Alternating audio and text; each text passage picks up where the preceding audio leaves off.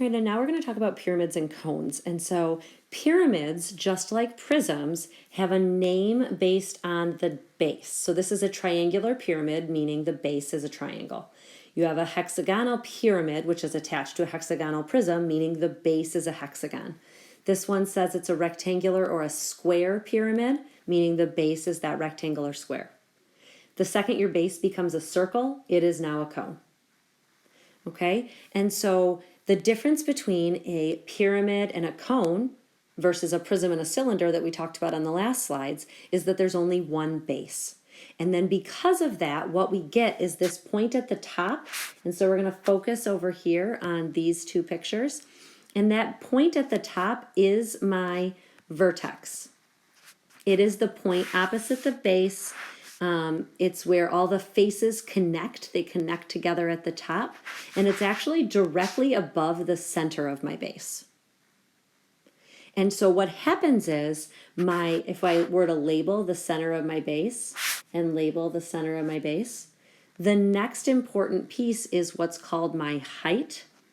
And the height of a pyramid or a cone is actually that distance from the vertex to the inside center of my base. So we're going in there to the center of my base. And so this line that I'm drawing in pink is physically inside my shape. I could not touch it if the shape was built. And you'll see that in a later video.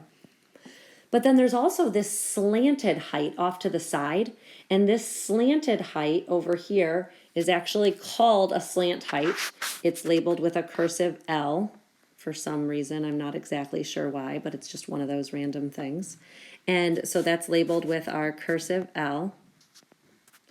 And the slant height, though, is the height of the lateral faces. So it's actually a height you draw in on a triangle because height of a triangle is on the side.